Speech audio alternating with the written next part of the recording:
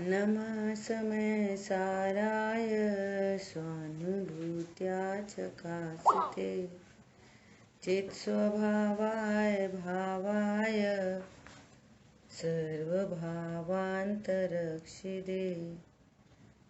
वन्दितु सर्वसिद्धे धुवमचलमणोवमं गदिं पत्ते ओक्ष्यामि समय पाहुड मर्मो सुध केवली बड़िदम।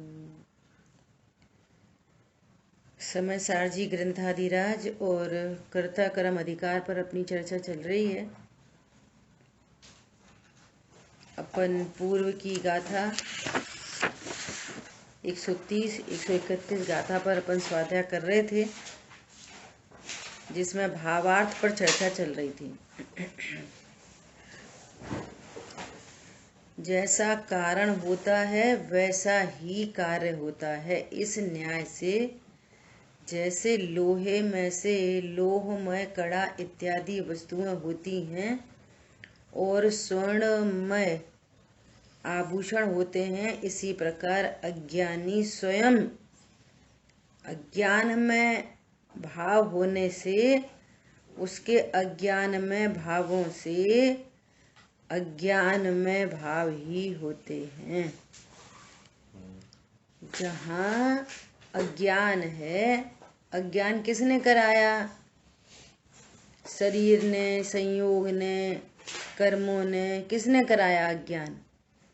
कि स्वयं से अज्ञान हुआ। और ऐसे अज्ञान में भावों से अज्ञान में भाव ही उत्पन्न होंगे।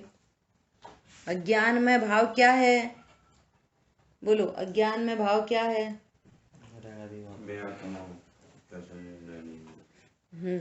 बोलिए अंजू बहन जी, अज्ञान में भाव क्या है? शरीर जानना। यहाँ से जो टॉपिक चल रहा है ना, उसमें बोलो। जिस ज्ञान में आत्म ख्याति नहीं है सो अज्ञान है। आंसर तो ऐसा कुछ भी दोगे, हाँ, तो सब कहेंगे हाँ भैया, सबसे आत्म ख्याति नहीं है। टॉपिक तो ये चल रहा है ना, जिस ज्ञान में आत्म ख्याति नहीं है। जैसे अज्ञानी ऐसा बोले, हाँ मैं क्रोध का करता नहीं, तो उसकी बात सही है कि नहीं? ज्ञान में भाव हो गया कि नहीं हो?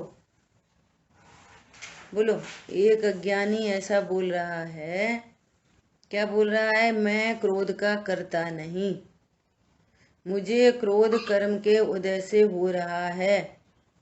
सो ज्ञानी क्या अज्ञानी? बोलो। वो भी बोल रहा है मैं क्रोध का करता नहीं हूँ, ये भी बोल रहा है मैं क्रोध का करता नहीं। तो ज्ञानी अज्ञानी की नापतोल किससे होएगी? जिसके ज्ञान में आत्म ख्याति नहीं है वो अज्ञानी है, और जिसके ज्ञान में आत्म ख्याति और वो ऐसा बोल रहा है अरे मुझे कैसा क्रोध उत्पन्न हो गया, तो उसका ज्ञान नयों से प्रवर्तमान है और नए सब में ज्ञान में होते हैं। वो सद्बुद्ध व्यवहार से बोल रहा है, पर्याय का करता अपने को देख रहा है। समझ आ गई बात? ऐसा तो कह रहे हैं अज्ञान में भावों से अज्ञान में भाव ही होते हैं। अब जो भी कोई भाव उत्पन्न हुए है ना, शुभ हो अशुभ हो, शुद्ध भाव तो है नहीं उसके पास। शुभ हो कि अशुभ हो, वो अज्ञान में है। और जिसके ज्ञान में आत्म ख्याति है, अब उसका शुभ हो कि अशुभ हो, विषय भोग हो कि पूजा पाठ हो, वे सब ज्ञान में है। क्यों ज्ञान में है? आत्म ख्याति है। अब जो अपने को अकर्ता जानेगा तो वो पर का कर्ता जानेगा, भावों का कर्ता नहीं जानेगा। अकर्तृत्व एक टंकोत्कीर्ण ज्ञायक भाव महता के कारण, मैं तो एक ज्ञायक भाव हूं, बस उसके ज्ञान में टांकी से उकेर दिया गया, मैं एक ज्ञायक भाव हूं। समझ आई बात? क्या कह रहे हैं? स्वयं अज्ञान में होता हुआ और स्वयं ज्ञान में होता हुआ, स्वयं ही अज्ञान में होता हुआ और स्वयं ही ज्ञान में होता हुआ। और अब तो देशना मिल रही है, वो संगी पंचेंद्री भी हैं और स्वाध्याय सुनने बैठे भी हैं, सो विशुद्ध परिणाम भी हैं, लेकिन तो भी ज्ञान में स्वीकृति नहीं है। दुख किस बात का है? पॉजिटिविटी का पता नहीं है, बस ये दुख है। बस 5 लब्धियां है ना, छायाक्षमिक ज्ञान, विशुद्धि लब्धि, छायाक्षमिक लब्धि, विशुद्धि लब्धि, देशना। देशना मिल रही है, अब लब्धि हो, उसकी प्राप्ति हो। घड़ी घड़ी बोला जा रहा है कि तुम तो एक ज्ञायक भाव हो, अकर्ता हो, ज्ञाता ही मात्र हो, त्रिकाली ध्रुव हो। जिस ज्ञान ने इस बात की स्वीकृति हो गई, वो क्या है? उसके सर्वभाव ज्ञान में। और जिस ज्ञान में ये स्वीकृति नहीं है, उसके सर्वभाव अज्ञान में। अभी बोले कि मैं क्रोध का करता नहीं हूं, देखो आप उधर से आंसर दोगे ना कि वो राग आदि भावों को अपना करता नहीं जानता, निश्चयवासी भी नहीं जानता। सही गलत कैसे पता चलेगा? ये बताओ, आत्म ख्याति है कि नहीं? आत्म ख्याति है ज्ञानी, आत्म ख्याति नहीं है अज्ञानी। अब आत्म ख्याति 2 प्रकार की, एक निर्णय पूर्वक और एक अनुभव पूर्वक। क्या बोला? आत्म ख्याति 2 प्रकार की, एक निर्णय पूर्वक, एक अनुभूति पूर्वक।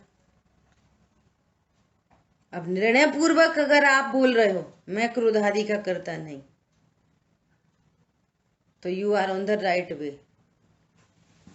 निर्णय कुछ है नहीं, पर द्रव्य में ऐसा की कल्पना है, और निर्णय कुछ है नहीं, और फिर आप बोल रहे हो कि मैं तो क्रोध का करता नहीं, तो इधर से बात नहीं बन रही। ऐसा देखो, बोल रहे हैं अज्ञानी के शुभाशुभ भावों में आत्मबुद्धि होने से। अब इसकी नास्ती करो, आत्मा में आत्मबुद्धि न होने से। पर्पस तो आत्मा से है। हम किसको कितना जानते, कौन से ग्रंथ की कितनी गाथा टीका जानते, भार का कितना जानते, कर्म फिलॉसफी कितना जानते, 3 लोक की रचना कितने जानते। सम्यक ज्ञान का रिलेशन ही नहीं है इससे। सम्यक ज्ञान का रिलेशन है स्व को स्व, पर को पर जानना। बस भेद विज्ञान इक्वल टू जिस ज्ञान में मैं ज्ञायक हूं ऐसा ग्रहण होता है, बस वो भेद विज्ञान है। ठीक है, तो क्या कह रहे हैं? अज्ञानी के शुभाशुभ भावों में आत्मबुद्धि होने से। अब आत्मबुद्धि शुभाशुभ भावों में है तो फिर आत्मा में नहीं है। बस अब ऐसा बोलो कि अज्ञानी के आत्मा में आत्मबुद्धि नहीं होने से उसके साथ समस्त भाव अज्ञान में है। अब चर्चा हो गई, हिंसा, झूठ, चोरी, कुशील, परिग्रह, क्रोध, मान, माया, लोभ, पूजा पाठ, व्रत, नियम, भक्ति, सब अज्ञान में है। क्यों अज्ञान में है? कि इनका मैं करता हूं, इनसे लाभ है, इनसे हानि है, इससे कर्म बंधेगा, मुझे लाभ होएगा, साता बंधेगी, नहीं तो असाता बंधेगी। टोडरमल जी ने तो बहुत ही गजब ही किया है। ऐसा मन करता है एक बार फिर से मोक्षा प्रकाशक का स्वाध्याय करना चाहिए। कह रहे हैं कोई राजा आदि के भय से पर स्त्री सेवन न करे, भय से सेवन न करे, तो उसको त्यागी तो नहीं कहते। तूने बाहर से कुछ काम नहीं किए, परंतु परिणाम तो अंदर विद्यमान है। भय से काम नहीं किया, लेकिन के कभी मौका मिले और कोई भयभीत नहीं करे, है ना, तो वो भाव हो सकता है, घटना घटित हो सकती है। ऐसा पंडित साहब इतनी बढ़िया बढ़िया बातें कहते हैं, बोलते हैं घर में बच्चों को, बड़ों को, कि जैसा कहते हैं ना, नहीं बेटा तुम रात में नहीं खाओ, बाबा डांटेंगे। तो इसमें क्या गलती है? कि पूरी गलती है। बाबा के भय से नहीं खा रहे, और जैसी बाबा कहीं बाहर चले गए अब खाओ, तो परिणाम तो दवाई है ही है ना। फिर राइट के भय से, लोभ से कुछ काम नहीं है होता। क्या कर, राइट नॉलेज कराओ कि रात्रि भोजन में जीवों की हिंसा है, जीवत्व की स्थापना करो, सब चीज में जीवत्व की स्थापना करो। देखो हमारे तुम्हारे जैसे जीव है। भय से कराओगे, दादी गुस्सा होंगी, ऐसा नहीं करो, अब दादी चली गई अब करो,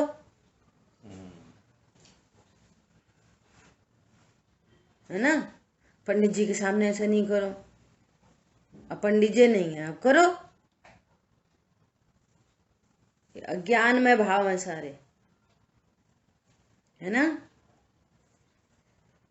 अज्ञानी के शुभाशुभ भावों में आत्मबुद्धि होने से उसके समस्त भाव अज्ञान में ही हैं। उसके सारे क्रोध, मान, माया, लोभ, पूजा पाठ, व्रत, नियम, भक्ति सब अज्ञान में टोटल। अब ये कोई पार्शियलिटी नहीं हो, कल चर्चा हो गई थी। जिसके ज्ञान में भाव है, जिसके ज्ञान में आत्मख्याति है, जो ज्ञान ऐसा जानता है मैं आत्मा हूं, तो आत्मा में आत्मबुद्धि हो गई, तो अब किसी अन्य पर में आत्मबुद्धि नहीं है, न संयोगों में, न शरीर में, वे तो प्रगति जुदे हैं, न कर्मों में और न कषाय में। क्यों? आत्मा में आत्मबुद्धि हो गई, मैं आत्मा हूं ऐसा जान लिया, मैं करता हूं ऐसा जान लिया। अब शुभाशुभ भावों में आत्मबुद्धि नहीं है, इसलिए उसके सर्व भाव ज्ञान में है। क्रोध का भी ज्ञाता, दयादान का भी ज्ञाता, और मैं तो चित परम अकर्ता नाथ। बस पर का अकर्ता हूं का अर्थ ये नहीं है कि कोई भी पर की क्रिया नहीं होगी। ये देह का मैं अकर्ता हूं, और ये देह अनंत दशा तक विराजमान रहती है। बस निर्णय हो गया। अब कोई बोले तुम देह के अकर्ता हो, उंगली क्यों हिला रहे? यही तो रहस्य की बात है, हम नहीं हिला रहे कि तुम तो अकर्ता हो, फिर गुस्सा क्यों कर रहे? अरे हम नहीं कर रहे, यही तो रहस्य की बात है कि हम नहीं कर रहे। पॉइंट समझ में आ रहा है? इसी रहस्य को तो जानना है। मेरी सत्ता, मेरा स्वरूप यहां विद्यमान है। देखो अब अविरति सम्यक दृष्टि का उदाहरण देके समझा रहे हैं। अब बहुत महत्वपूर्ण बात कह रहे हैं। अविरति सम्यक दृष्टि ज्ञानी के यद्यपि चारित्र मोह के उदय होने पर क्रोधादि भाव प्रवर्तते हैं, तथापि उसके उन भावों में आत्मबुद्धि नहीं है। अब देखो, अब नास्ति से कथन करने पड़ते हैं। लगातार अपनी चर्चा चल रही है। परद्रव्य के परिणमन में रागादि भाव निमित्त, और रागादि भाव के परिणमन में कर्म निमित्त, और मेरी मैं पने की स्थापना कहाँ है? त्रिकाली ध्रुव में, और अभी राग उत्पन्न हो रहा है ना। तो उसमें कौन निमित्त पड़ रहा है? कि चारित्र मोहिनी कर्म। ज्ञाता दृष्टा राग उत्पन्न कर रहा है, क्रोध उत्पन्न कर रहा है कि नहीं, वो तो परम करता है, वो तो निमित्त करता भी नहीं किसी का, ऐसा परम करता है। किसी अन्य का उपादान तो है ही नहीं, निमित्त भी नहीं है, त्रिकाली ध्रुव भगवान आत्मा। और पर्याय में राग उत्पन्न होता है वो कि वो उसकी योग्यता और उसमें निमित्त कर्म का उदय। क्या बोला? पर्याय में जो भी राग आदि भाव उत्पन्न हो रहे हैं वो उनकी उस पर्याय की अपनी योग्यता, त्रिकाली ध्रुव उसका कारण नहीं।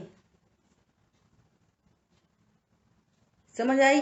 राग तो कर रहे, राग तो कर रहे, अरे सम्यक दृष्टि मतलब क्या? जिसका श्रद्धान ये है कि मैं आत्मा हूं। सम्यक ज्ञानी अर्थात का जिसका ज्ञान ऐसा है जो कह रहा है कि मैं आत्मा हूं, वो सम्यक दृष्टि, सम्यक ज्ञानी। और यहाँ आत्मबुद्धि है और अभी भी राग उत्पन्न हो रहा है अपनी योग्यता से। उसमें निमित्त कौन? पर द्रव्य नहीं, द्रव्य कर्म का उदय। इनका आपस में निमित्त नैमित्तिक संबंध। भगवान आत्मा, भगवान आत्मा,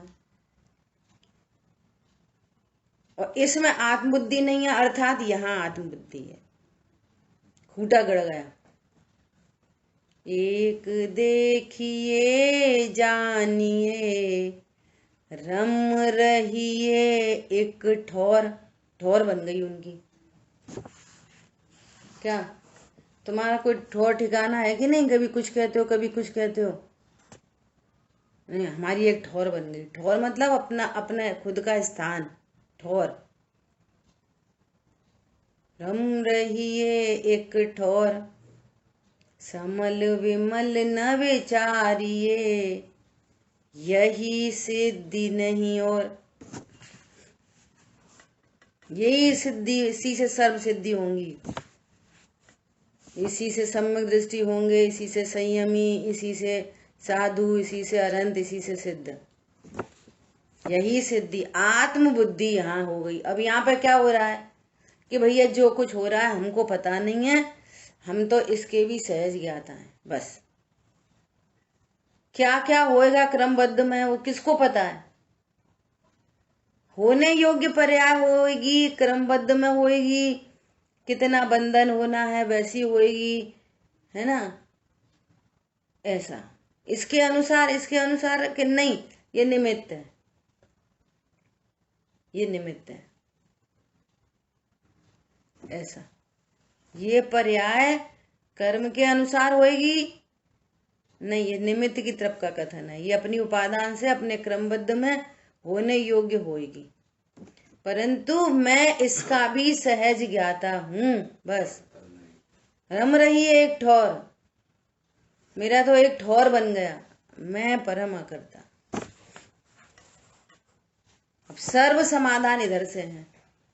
जो इस स्वरूप को नहीं जानता, समस्याएं इधर से हैं और समाधान इधर से। अरे मैं तो क्या है भाव हूं,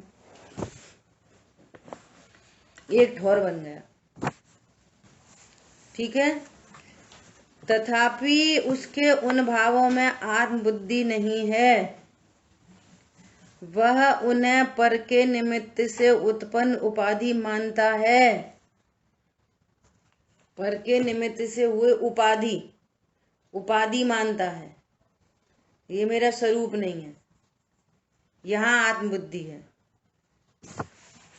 उसके क्रोधादि कर्म उदय में आकर खिर जाते हैं, वह भविष्य में ऐसा बंद नहीं करता कि जिससे संसार परिभ्रमण बढ़े। देखो अब देखना कैसी टेक्निक, ध्यान से सुनना। एक तरफ तो कह रहे हैं कि ये क्रोध भाव उत्पन्न हुआ चारित्र मोह कर्म के उदय में, बहुत ध्यान से सुनना। तो अब ये तो क्रोध हो ही गया ना, जब बोल रहे हैं कि सम्यक दृष्टि को चारित्र मोहिनी कर्म के उदय में क्रोध आदि भाव उत्पन्न होते हैं। अब उत्पन्न हो गया ना क्रोध, अब क्या कह रहे हैं कि क्रोध कर्म उदय में आकर खिर जाते हैं। तो अब क्या खिर जाते हैं? जो उदय में आया है तो बंद होएगा ना। क्या बोल रहे हैं? क्या बोला होता? क्रोध कर्म के उदय में आके खिर जाते। क्रोध भाव तो हो ही गया ना, उदय में आया और क्रोध भाव हो गया, तो अब खिरा कहाँ आया, तो उदय से औदिक भाव हो गया, खिरा कहाँ। समझ आई बात। और तो भी क्या कह रहे हैं आगे, उसके क्रोधादि कर्म उदय में आकर खिर जाते हैं, क्योंकि उससे बंध नहीं होता। हाँ, इसको क्या खिरना कह रहे हैं कि ये तो औदिक भाव तो हो गया, उतना बंध भी होगा, अप्रत्यख्यान प्रत्यख्यान संबंधी, परंतु अनंतानुबंधी बंध नहीं हो रहा है इससे, इसलिए क्या बोल रहे हैं, खिर जाते हैं। ये समझ में आ रही है बात। उतना बंध भी है और चूंकि अनंतानुबंधी नहीं है, और सत्ता में अनंतानुबंधी पहले पड़ी हो, वो खिर रही है, वो सब खिर रही है। समझ में आ रही है। और नवीन बंध ऐसा नहीं हो रहा कि जो अनंत संसार का हेतु हो, इसलिए उसको खिरना कह रहे हैं। देखो फिर से पढ़ लो। अविरति सम्यक दृष्टि ज्ञानी के यद्यपि चारित्र मोह के उदय होने पर क्रोधादि भाव प्रवर्तते हैं, हो रहे हैं, तो कर्म का उदय और यहाँ उपादान से क्रोधादि भाव। अब जब क्रोधादि भाव हो ही गए उपादान से, तो उस संबंधी बंध भी होएगा। तो अप्रत्यख्यान जाति का क्रोध है, तो अप्रत्यख्यान जाति का बंध होगा। वही कर्म, वो जीव की पर्याय, होने योग्य पर्याय अपने क्रमबद्ध में उत्पन्न हो रही है, परंतु चूंकि ये स्वभाव नहीं है, तो वहां पर कर्म का उदय निमित्त रूप से उपस्थित है, नैमित्तिक भाव है। स्वभाव से भेद ज्ञान करते हैं तो नैमित्तिक भाव बताते हैं उसको। तो अब ऐसी कंडीशन में, अब बाहर से हम देख रहे हैं वो भी क्रोध कर रहे, ये भी क्रोध कर रहे, ऐसा देख रहे हैं बाहर से।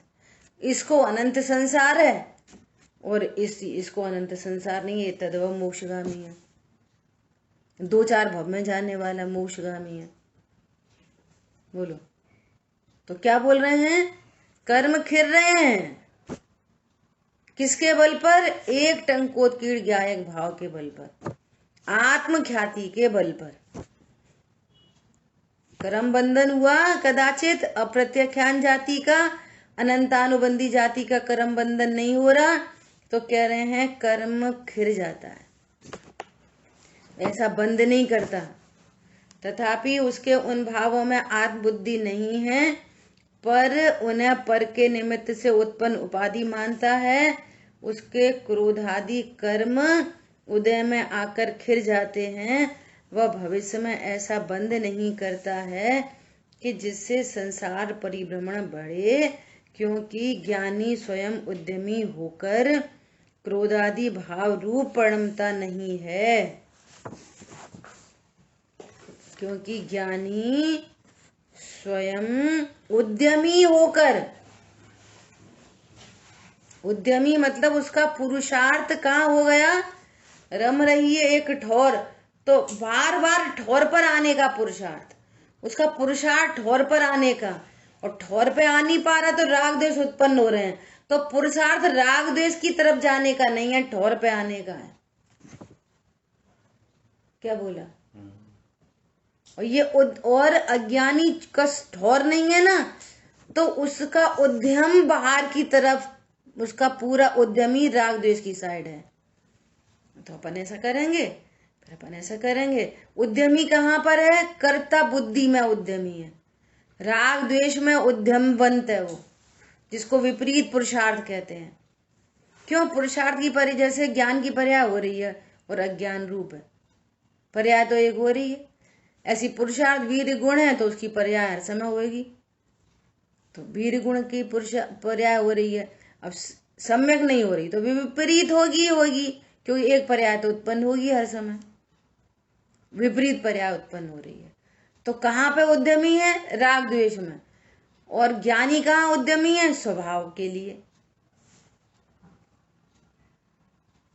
छोटा बच्चा है और उसको कोई एक चीज भा गई है ना, तो वो कहाँ दौड़ता है, बार बार उधर ही जाएगा, उधर ही जाएगा, उधर ही जाएगा, बार बार उधर ही जाएगा, ऑटोमेटिक। जैसे मान लिया किसी बच्चे की एक खिलौने की अलमारी है, तो उद्यमी क्या होता है? खिलौने खेलने में।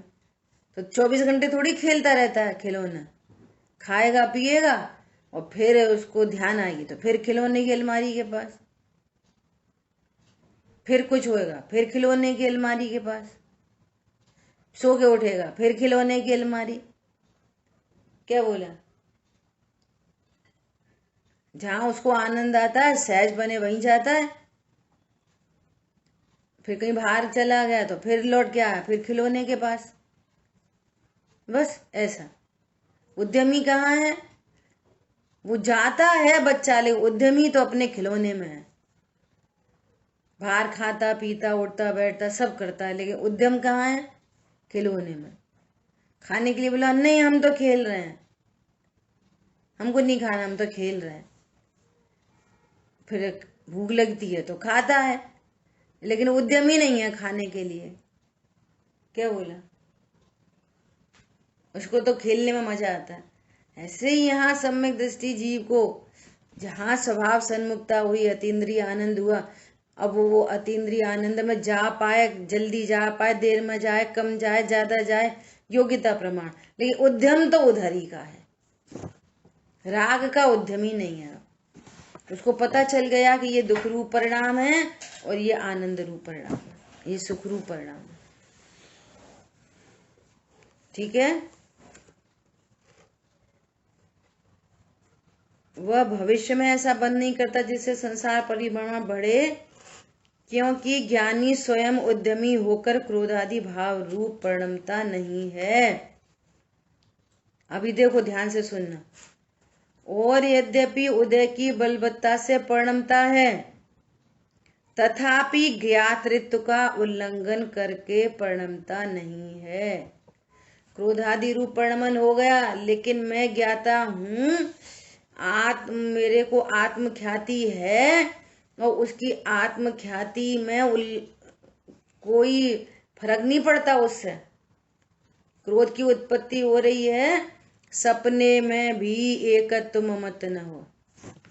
सपने में भी, कितनी गजब की बात है। सपने में भी उसको एकत्व ममत्व नहीं होता, ज्ञातृत्व का उल्लंघन नहीं होता। परिणाम हो रहे हैं, मैं तो ज्ञाता हूं। वो ज्ञान में ज्ञातृत्व का उल्लंघन नहीं होता, वो एकत्व ममत्व कर्तृत्व भोक्तृत्व बुद्धि में नहीं जाता, और राग भाव उत्पन्न हो रहा है, क्रोध उत्पन्न हो रहा है, परंतु मैं तो ज्ञाता दृष्टा हूं। ये बहुत बढ़िया बात है।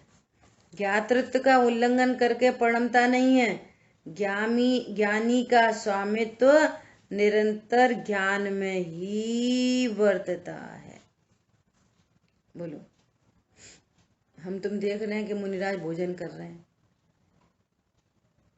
वो भी क्षण क्षण अंतर्मुख हो सिद्धों से बातें करते हैं। उनका भोजन करने के काल में ज्ञातृत्व का उल्लंघन नहीं होता। अनाहरि स्वरूपो हम, देह की क्रिया, भोजन थाली है ना, पानी पात्र, समझो, और वो भाव, भोजन करने का भाव, सब उनमें निजपने की का भाव नहीं होता। क्यों? एक उपयोगात्मक भले उधर है, लेकिन लब्धि में मैं तो एक ज्ञायक भाव हूं। निरंतर धारा बह रही है, निरंतर। हमें वो विषय भोगों में दिख जाए, हमें वो युद्ध आदि में दिखाई दे जाए, परंतु ये ज्ञायक भाव में आत्मबुद्धि है। ऐसा ज्ञानी का स्वामित्व निरंतर ज्ञान में, निरंतर। देख लो यहीं पे तीसरे श्लोक में तो आचार्य देव क्या कह रहे हैं कि मुझे टीका करने का भाव उत्पन्न हो रहा है, तीसरे श्लोक में, है ना। और 20 नंबर के श्लोक में कह रहे हैं कि मुझे निरंतर आत्मा की ख्याति हो रही है, निरंतर, कि तुम्हें निरंतर हो रही है, तो फिर उसमें ब्रेक नहीं पड़ा? जब आपने टीका करी तब खुद ही तो बोल रहे हो कि मुझे टीका करने का भाव उत्पन्न हो रहा है, तो स्वभाव है कि नहीं? और खुद ही बोल रहे हो कि मुझे निरंतर आत्मा की ख्याति हो रही है। तो ये दोनों कंट्रोवर्शियल बातें हैं। जिस समय टीका लिखने का भाव होएगा तो फिर निरंतरता कैसे हो गई? समझ में आ रही है बात? बताओ क्या समाधान है इसका, बोलो। तो भाव होते हैं पर उनकी कर्ता नहीं है, पर उनका स्वामित्व आत्मा में ही है, इसलिए उनको निरंतर आत्मा की अनुभूति होगी। देखो 20 नंबर के श्लोक को पढ़ रहे हैं। श्लोकार्थ, आचार्य कहते हैं कि अनंत चैतन्य जिसका चिन्ह है, ऐसी इस आत्म ज्योति का हम निरंतर अनुभव करते हैं। अच्छा, आप निरंतर अनुभव भी करते हो और आप टीका भी लिख लेते हो। तो जिस समय टीका लिखने का भाव है तो फिर आपका अनुभव छूट जाता है कि नहीं छूट जाता? तो दो चीजें होती हैं, एक उपयोगात्मक और एक लब्धि रूप से रहने वाली। समझ में आ रही है बात? उपयोगात्मक ग्रंथ लिखने का भाव है तो उस समय तो परिणति पर सन्मुख है। पर सन्मुखता के काल में लब्धि रूप से निरंतर मैं ज्ञायक हूं, ज्ञायक हूं, ज्ञायक हूं, ज्ञायक हूं। उल्टा कर दो इसका उल्टा कर दो। अज्ञानी जीव को, मिथ्या दृष्टि जीव को स्वाध्याय करने के काल में कोई पूछे तुम कौन हो, कि मैं जीव हूं, बोल रहा है मैं जीव हूं और निरंतर मैं शरीर हूं, ऐसी अनुभूति चल रही है। क्या बोला? निरंतर दया, दान, व्रत, नियम, भक्ति, पूजा बोले मुंह से, निरंतर मैं शरीर हूं, मैं स्त्री हूं, मैं पुरुष हूं, ये निरंतर आत्म बुद्धि चल रही है स्वाध्याय के काल में। और उनको ग्रंथ लिखने के काल में निरंतर उपयोगात्मक ग्रंथ लिख रहे, ऐसा भाव चल रहा है ना? और अंतरंग में मैं अकर्ता अकर्ता अकर्ता अकर्ता अकर्ता अकर्ता ज्ञाता ज्ञाता ज्ञाता ज्ञाता चल रही है। समझ में आई बात? चौथे पांचवें गुण स्थान वर्ती हैं ऐसे विषय भोग के काल में, लेकिन अंतरंग में उपयोगात्मक उसका ज्ञान हो रहा है, कर नहीं रहे। उपयोगात्मक शेष कषाय उत्पन्न हो रही हैं, इसका ज्ञान हो रहा है। शेष शरीर आदि की क्रिया हो रही है, इसका ज्ञान हो रहा है। अनंत भगवान का समर्षण मुंह हो रहा है, गमनादि हो रहे हैं। अनंत भगवान क्या कर रहे हैं? उसको अनंत भगवान चल रहे हैं, बोलो। वहां तो राग ही विद्यमान नहीं है, चलने का भाव ही नहीं है, और लेकिन शरीर की क्रिया हो रही कि नहीं हो रही? यदि गमन का भाव नहीं है तो चलने की क्रिया होगी कि नहीं होगी? देखो अनंत भगवान को हो रही है,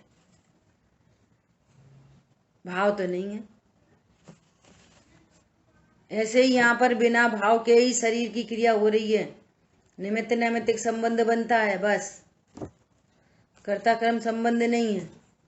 जैसे वे हमारे अनंत भगवान गमनादि के कर्ता नहीं है, ऐसे हम भी गमनादि के कर्ता नहीं है। हम भी उन भावों के कर्ता नहीं है। हम भी ज्ञाता दृष्टा है, भगवान आत्मा है, शुद्ध आत्मा है। और जिसने निर्णय किया, बस निर्णय में बस जाने वाले को बार बार उपत के याद नहीं करते, वो तो बस गया, निर्णय में बस गया, बस। ठीक है? ज्ञानी का स्वामित्व निरंतर ज्ञान में ही वर्तता है, इसलिए वह क्रोधादि भावों का अन्य ज्ञेयों की भांति, जैसे पेंसिल का ज्ञाता, मोबाइल का ज्ञाता, जिनवाणी का ज्ञाता, दुकान मकान का ज्ञाता, उसी प्रकार सेम टू सेम उन भावों का भी ज्ञाता। क्रोध, मान, माया, लोभ, हिंसा, झूठ, चोरी, कुशील, परिग्रह, दया, दान, पूजा पाठ, एनी टाइप के भावों उन सब का ज्ञाता। इसलिए वो करता नहीं है ना, इसलिए उनके सर्व भाव ज्ञान में है। क्या बोल रहे हैं? ज्ञानी का स्वामित्व निरंतर ज्ञान में ही वर्तता है, इसलिए वह क्रोधादि भावों का अन्य ज्ञेयों की भांति ज्ञाता ही है, करता नहीं। नहीं, अपनी पर्याय में, अपनी पर्याय में।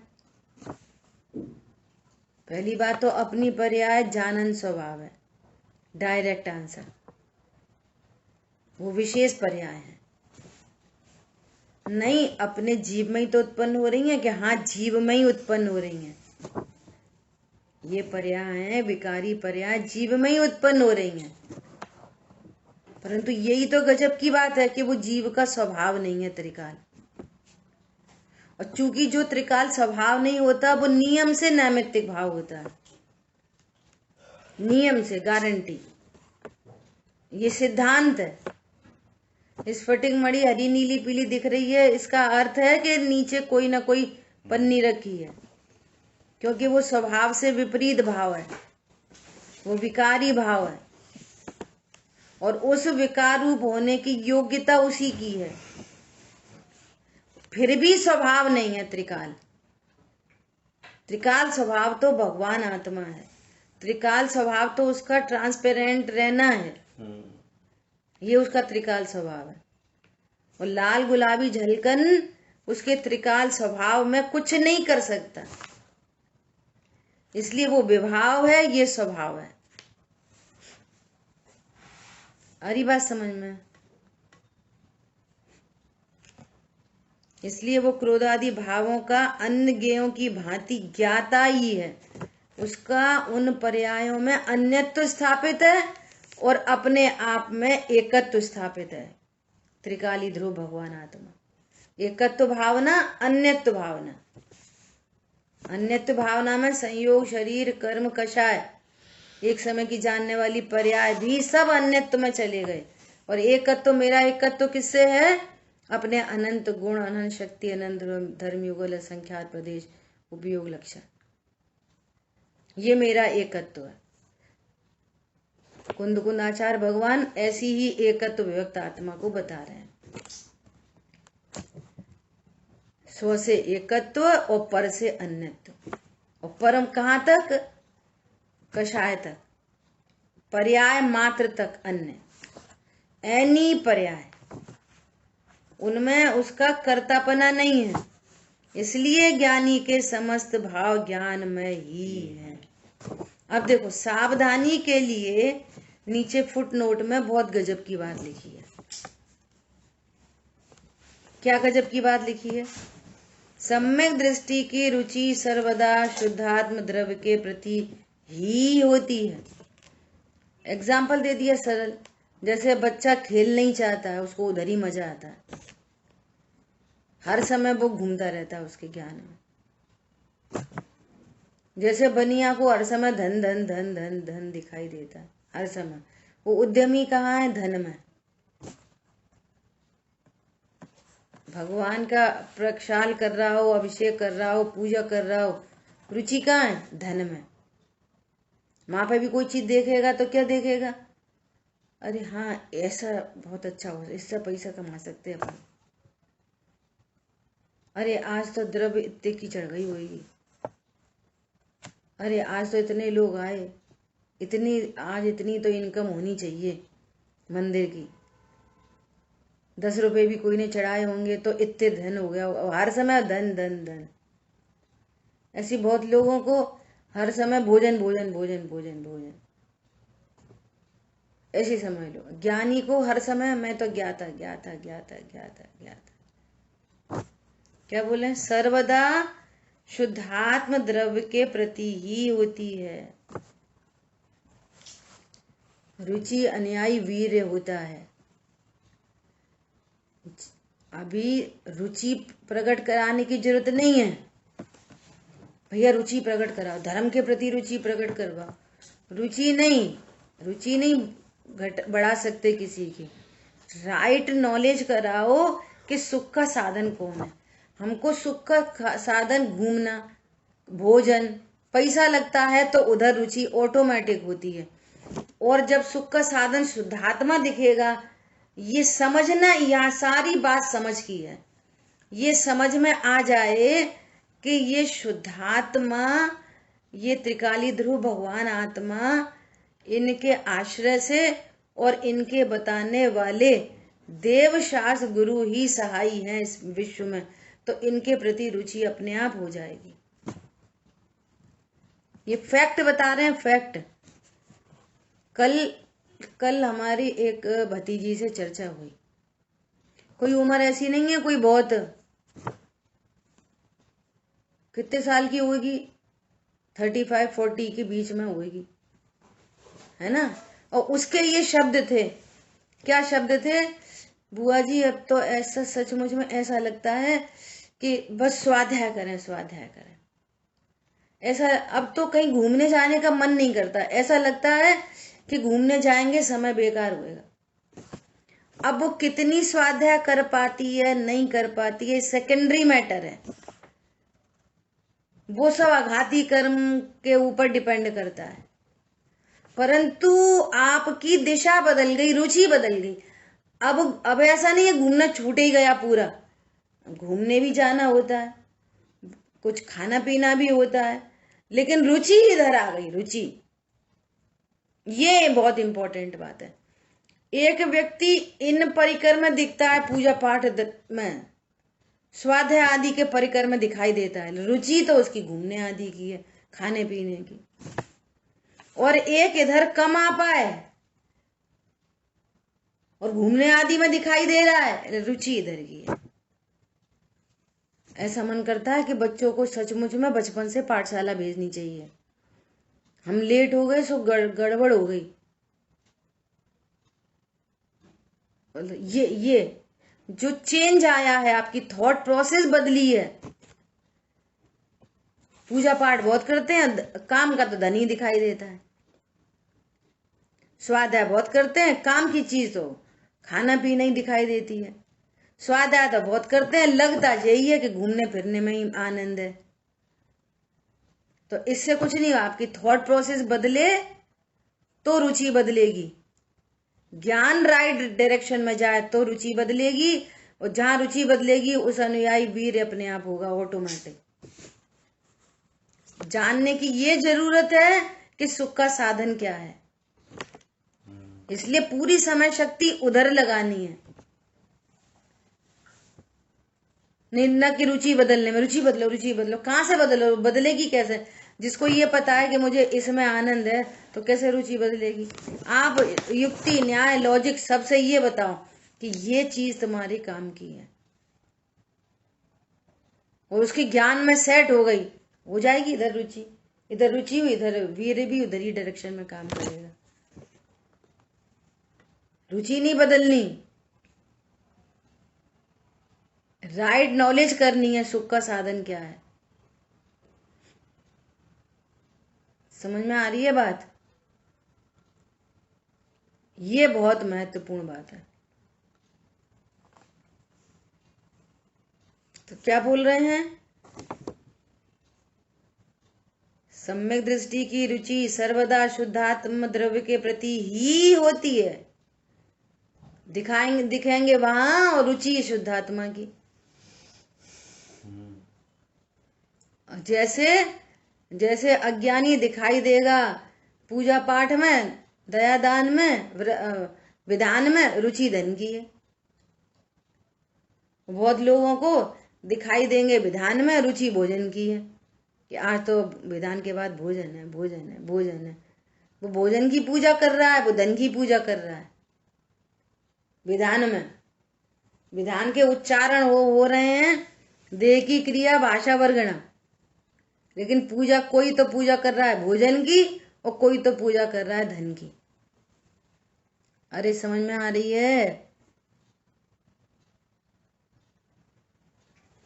इससे हाँ, इससे कोई फर्क नहीं, हाँ, इससे कोई फर्क नहीं पड़ता कि आपकी सेटिंग कहाँ पर है, आपका परिकर कहाँ पर है। फर्क इस बात से पड़ता है कि तुम्हारे ज्ञान में हितरूप क्या भाषित है। ये रुचि नहीं बदलो, राइट नॉलेज करो। उसकी कभी राग द्वेषादि भावों की रुचि नहीं होती। उसको जो राग द्वेषादि भाव होते हैं वे भाव यद्यपि उसकी स्वयं की निर्बलता से ही, उसके स्वयं के अपराध से ही होते हैं। दूसरा एंगल बता रहे हैं। वहां निमित्त की चर्चा कर दी ऊपर, अब उपादान की चर्चा कर रहे हैं। आपको सर्व का ज्ञान होना चाहिए। क्यों?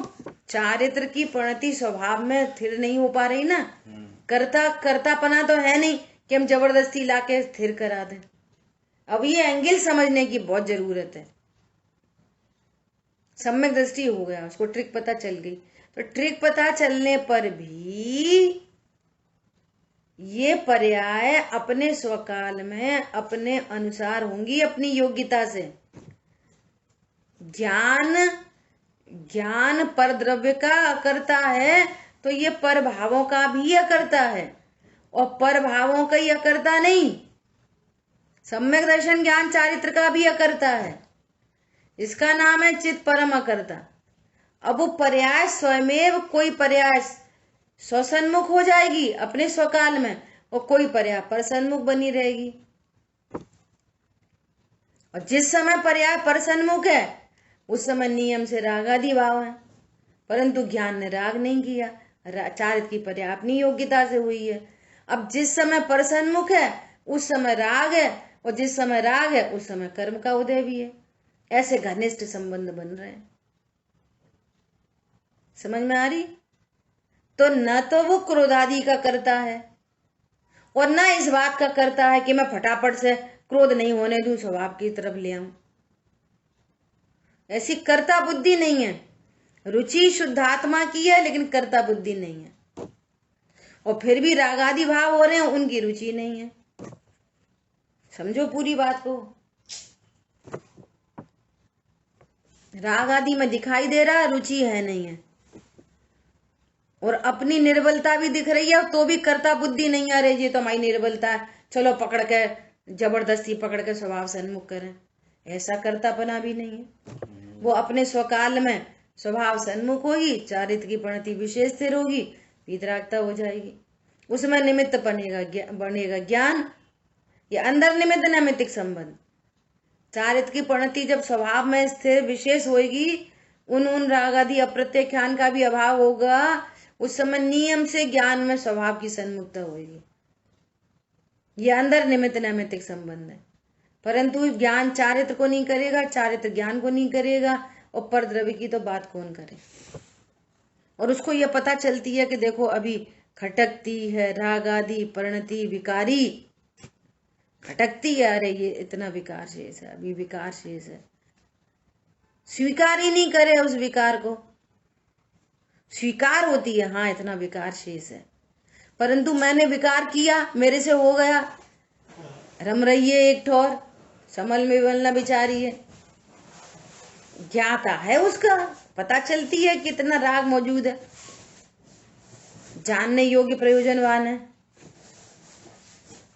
और मालूम है ठीक है राग है, स्वभाव के सन्मुख कैसे टिकेगी, स्वभाव की सन्मुखता होगी, ये इस राग का भी अभाव होएगा। पॉइंट समझ में आ रहा है? क्या बोल रहे हैं? यद्यपि उसकी स्वयं की निर्बलता से उसको अपनी निर्बलता मानता है। हाँ मेरी परिणति स्वरूप में स्थिर नहीं हुई है, इसलिए इतना राग उत्पन्न हो रहा है, और उत्पन्न होते हुए राग का ज्ञाता दृष्टा है, और अपने को परम अकर्ता ही अनुभव करता है निरंतर। उपयोगात्मक क्रोध है, और श्रद्धा में और ज्ञान की लब्धि में ज्ञाया की बसा हुआ है। ऐसा यद्यपि स्वयं की निर्बलता से ही, उसके स्वयं के अपराध से ही होते हैं, फिर भी वे रुचि पूर्वक नहीं होते। इस कारण उन भावों को कर्म की बलवत्ता से होने वाले भाव कहने में आता है। कैसे कहने में आता है? इतनी सिंपल बात है कि जब व्यापार में घाटा हो गया, घाटा हो गया, जिसको कुछ करता करता का कुछ पता नहीं है, अज्ञानी भी क्या कहते हैं, अरे हमारा घाटा हो गया। क्या हो गया? हो गया। कोई घाटे का उद्यमी होता है क्या? घाटा तो हुआ। क्यों? तुमने घाटा तो किया। तो कोई बोलता है हाँ मैंने उद्यमवंत होकर घाटा किया। बोलो, घाटा तो हुआ है, लेकिन वो घाटे के प्रति उद्यमी तो कमाई के प्रति है। उद्यमी कमाई के प्रति है तो भी घाटा हो गया। हो गया, योग्यता प्रमाण हो गया। तो फिर वो क्या बोलेगा? अरे वो तो पता नहीं चला, रात कोई रेट कम हो गए थे, अरे वो तो उनकी वजह से हो गया, वो तो उनकी वजह से हो गया। तो वो उनकी वजह से बोलेगा, क्योंकि उसने उद्यमी होके घाटा नहीं किया है। क्या बोला? उद्यमी, उसका उद्यम तो पैसे कमाने में है, घाटा करने में उद्यम नहीं है उसका, तो भी हो गया घाटा। तो फिर क्या बोलेगा?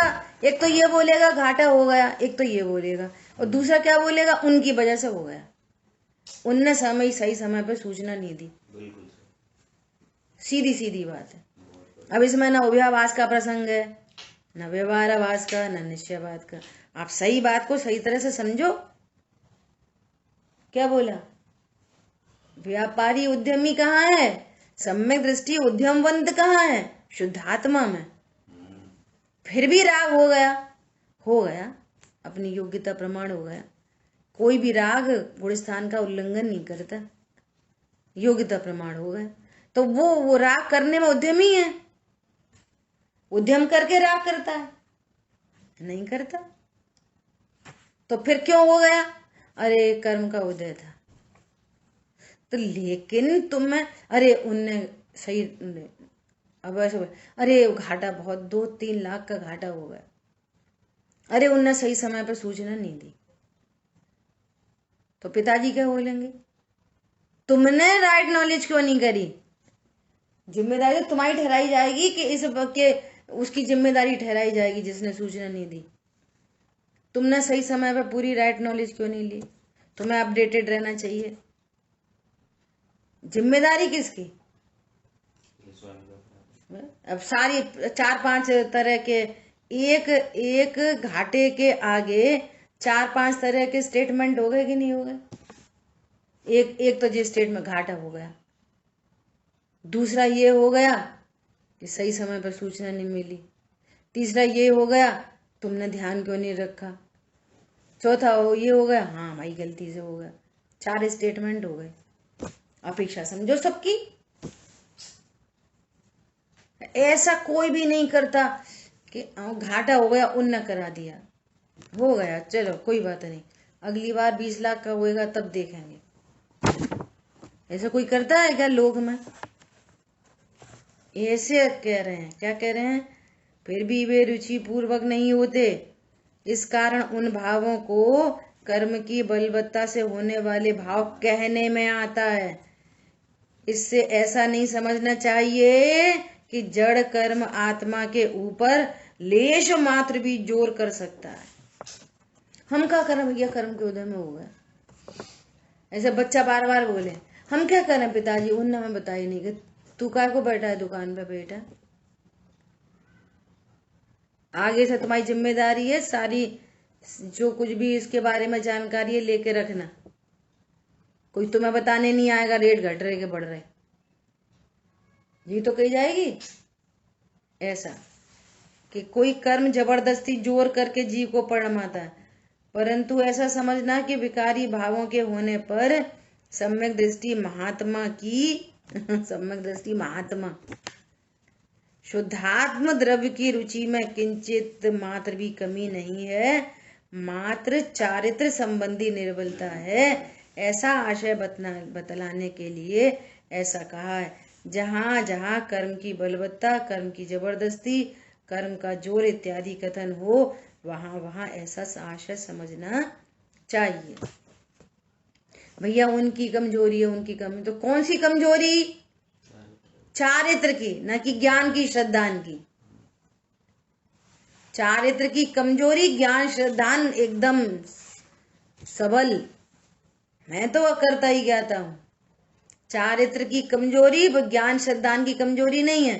ज्ञान में तो मैं तो परम अकर्ता ही हूं। क्या बोला? इसलिए एकदम क्लियर कट, एकदम किसी हैरान परेशान की कोई जरूरत नहीं है।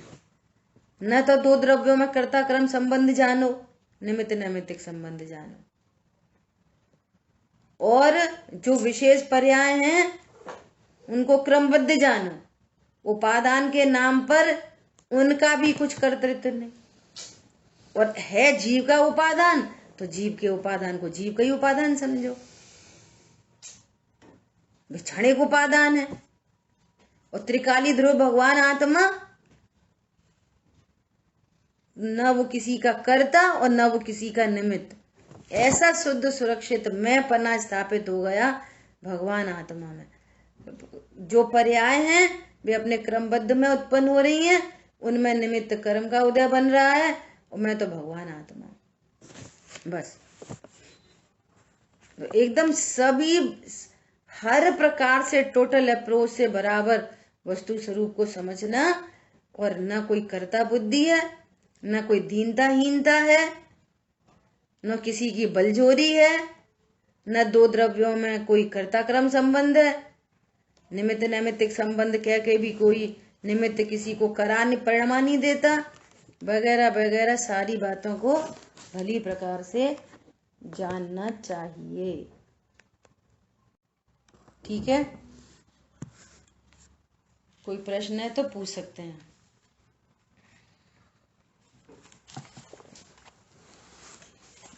चलिए, जिन वाणी के ज्ञान से सूझे लोकालोक, सो वाणी मस्तक नमो सदा दे तो हूँ धो। बोलिए द्वाशांग मई जिनवाणी माता की जय हो। जय जिनेन्द्र सभी को।